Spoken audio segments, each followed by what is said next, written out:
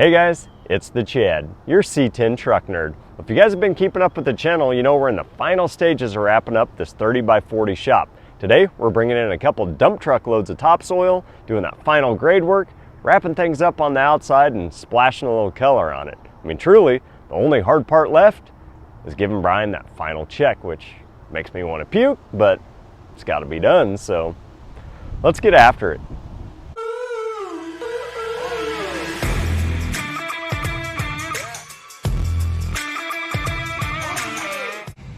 Well, this is exciting. I've come to put the overhead door in, and we can actually enclose this building.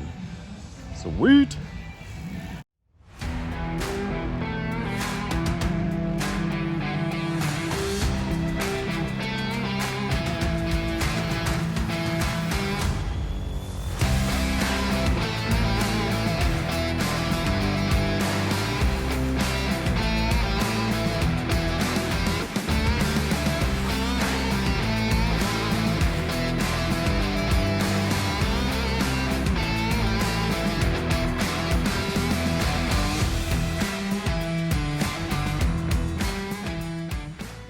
So, in less than 2 hours, we got ourselves a 16 by 9 insulated garage door. Now, the installer said this is between an R7 and an R9 insulation value. So between the R19 and the R30 that I'm gonna be putting in there, it should be pretty tight. I'm just trying to keep it as warm as I can in the summer and as cool as we can in the winter. That'd be wrong, that'd be the other way around there. I'm just trying to keep it nice year round. Now, if you guys are looking for a good garage door company here in the Wichita area, Kechi Door Company has always done me right, and you know, they're not paying me to say that. I actually have to pay them a whole bunch of money for the door and the install, but they've never failed me yet, so check them out. Well, we're going through and getting rid of all the old debris. Skid steers are awesome.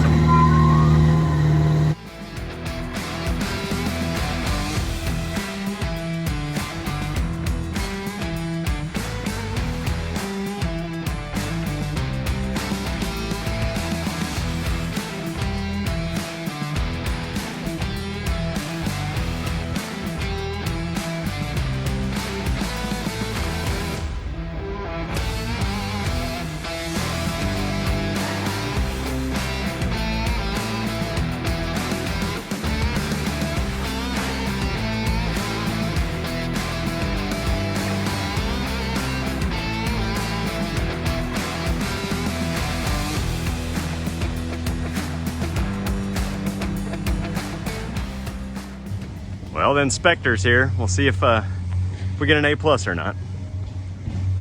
Well, boys and girls, it's official. My certificate of occupancy from the city.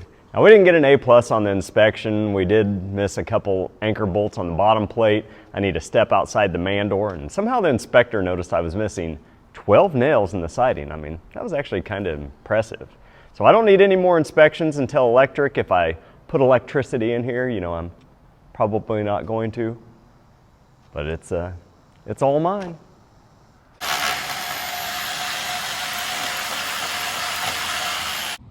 So it's 2 o'clock in the afternoon, 103 degrees out. We spread 34 tons of topsoil, and I wasn't really sure that Brian would ever get the grading right in this backyard, but looks like he's got it. Now, we won't really be able to know for sure until we get a 6-7 inch rain all at once, and kind of just hope that doesn't happen before I get grass in, because I don't want all this expensive topsoil down in the ditch. So, see what happens.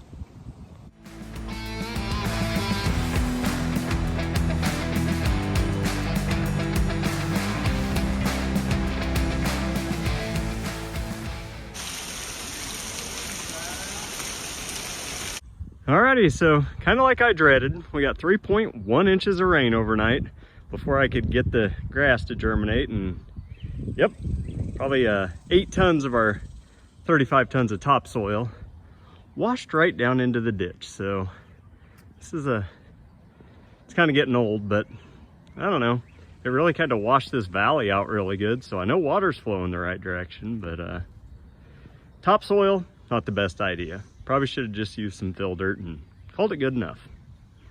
Dang it. So I tell you guys, you can pretty much find anything you're looking for on Marketplace if you're patient. I wanted to go through and buy a bunch of that erosion control matting or blanketing to try to keep all that topsoil together while I get some grass to germinate, and it's also going to protect that new grass from getting fried by the sun. Now, I found a guy down at the south end of the county that's a hayer, and he's going to hook me up with 6 rolls of it for 20 bucks a piece, so I'm going to save a huge amount of money there. Now, I'm going to get some grass seed, wait for it to cool off a couple more days, spread it, get some staples, put all this erosion matting down, and see if we can't get some grass to start growing. I mean, marketplace for the win.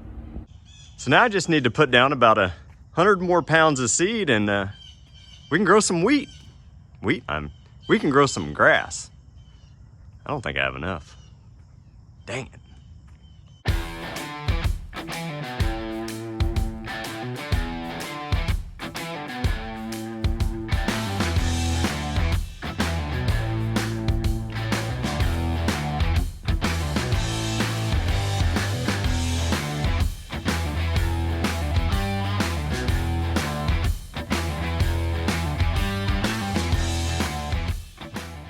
Well, I've got 6 erosion mats down so far, and it looks like I'm gonna need maybe 2 more. That and about 60 million gallons of water to get all this grass to germinate. Now, a few weeks ago, I was able to go through and get a couple mats under this American elm that sits in the shade all the time, and it's coming in pretty decent, but trying to put a yard in and get a garage done is just, it's not working out very good, so yay.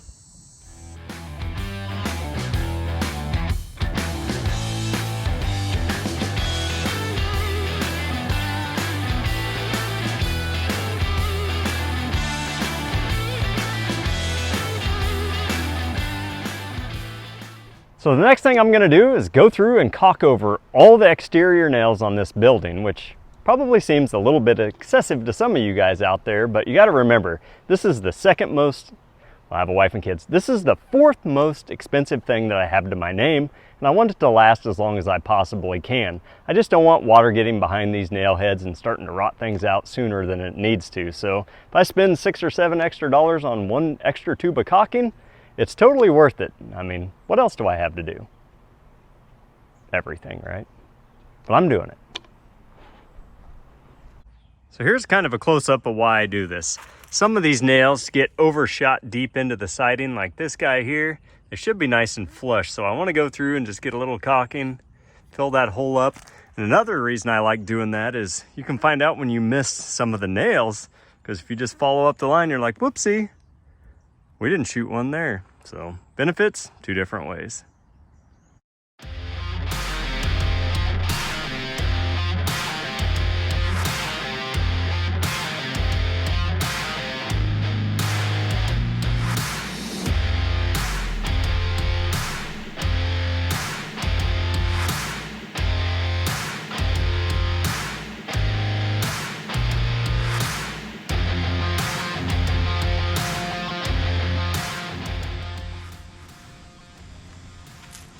Okay, so I may have drastically underestimated how long this was actually going to take. It's not going to be hours, it's probably going to be days, weeks, and probably even a month, the few hours that I actually get to do this, but it's going to be totally worth it.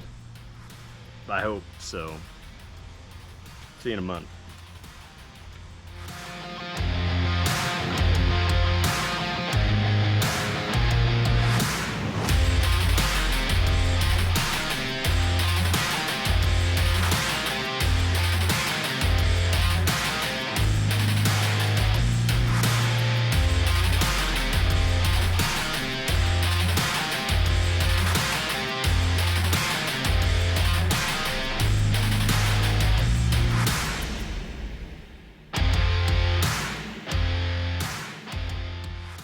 Well, 20-some tubes later, I can tell you guys I'm officially done with the caulk.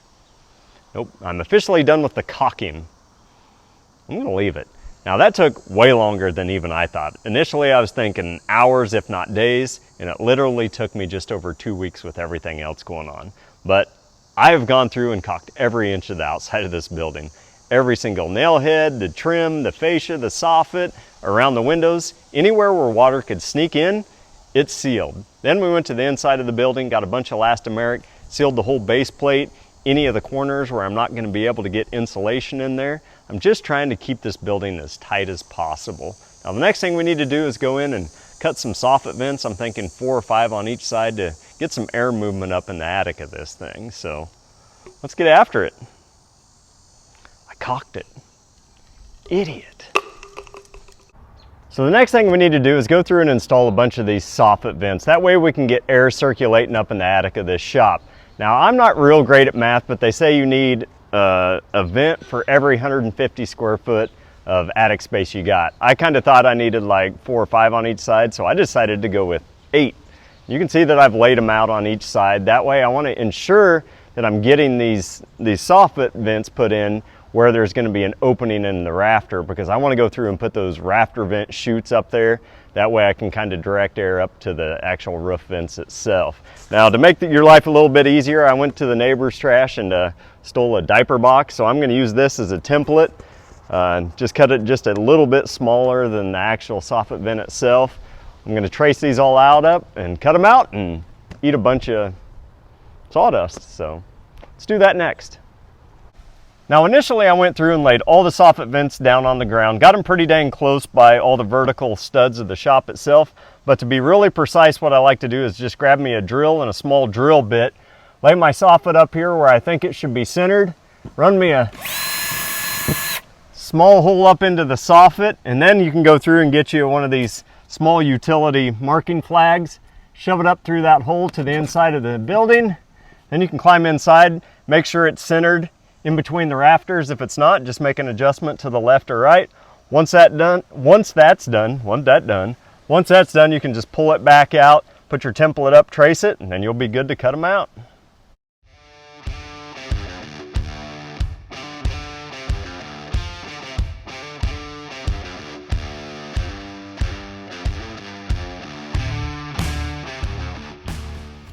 So I'm not a big fan of wearing masks or gloves or glasses, but if you're gonna be cutting in some soffit vents and just eating 50 pounds of sawdust, it's kind of good for your lungs to just wear it.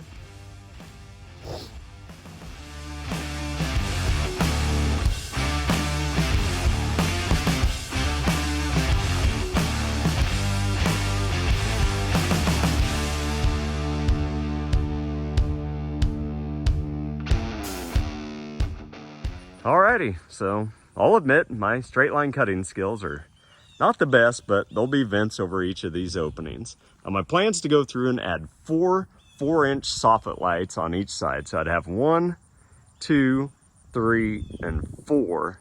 But I am a tad nervous that it might be a little overkill and too bright. I'm just hoping that it doesn't look like an alien spaceship, but let me know. Is this gonna be too much?